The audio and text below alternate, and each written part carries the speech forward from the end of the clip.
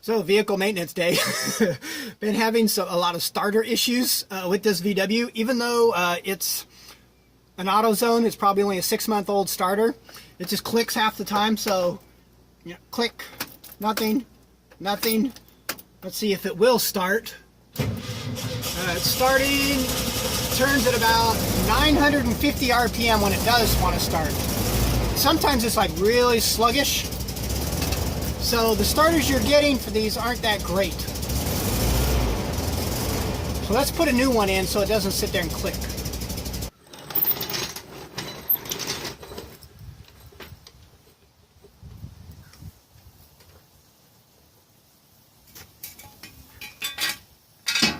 Disconnect the battery. Let's see. Okay. Battery disconnected. Disconnect the cables. There's really just 2 bolts holding it on, plus the power and the ignition. Just disconnect that. Of course, one of the bolts is behind the fan shroud. There's not enough space to put a ratchet, so you really need just a regular wrench. Okay, so this is what we got. This starter is only 6 months old, and that's actually the second one. I've actually replaced it twice. But because this actually goes into a brass sleeve that keeps it from wiggling and keeps it straight. See how it moves around? When that brass bushing wears out, so does your starter. That's why they go, you know, nobody bothers to change the bushing in the transmission because you can't even get to it. I mean, it would take forever to try to do that. So it's not working out for me, even though it's new. So anytime something breaks, I try to get something like high performance. So what I did is I called CB Performance. They have this basically a racing starter. It's a gear reduction. It looks like something that would come off like a Nissan or an import car. And those import ones, those starters last 200,000 miles. They never break. They last forever. So I was like, I wanted to get this high gear reduction, high torque, very fast spinning starter. Here's the invoice. CB Performance. This one costs $215 as compared to the one from AutoZone, which was probably only like 50 bucks. But, I want something that's going to last and it's going to turn really fast. It looks like you can actually clock this so you can get it to face anywhere you want. This front bracketing, so you could clock it to fit however you want the wires. But it looks like it's clocked correctly for the application, so let's just put it in. And let's see if it actually turns faster than my old one. That's why I wanted to see how fast this turned before I took it out. This was like 950 RPM, which isn't very much. So another thing you will notice about the CB Performance starter is it does not have the shaft. So it already has a front bearing in the front, so it does not use the bushing.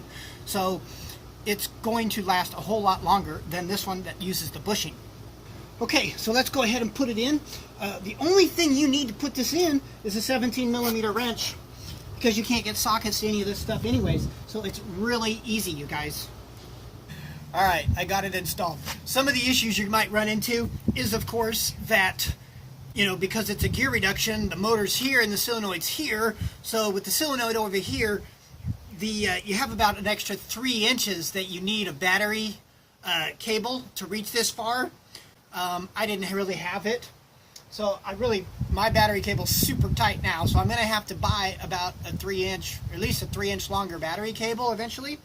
And, the cables that run up to the front to run all of your positive accessories are also connected to that solenoid.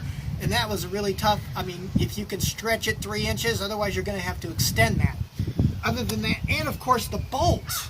That top bolt, it usually has a bolt that has a wedge right here so that it doesn't spin.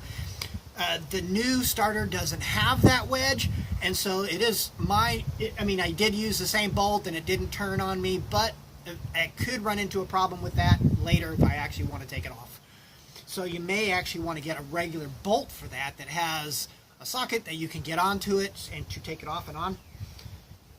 Let's test it and see how it goes.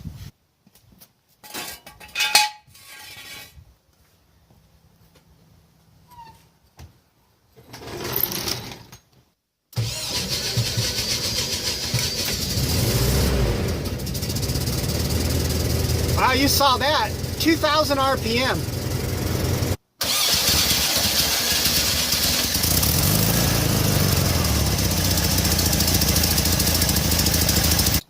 Well, all in all, it turns faster, looks cooler, sounds cooler, has a lot of torque, but there is a few install things, as in the cable distance. You need an extra 3 inches worth of cable to pull or tug.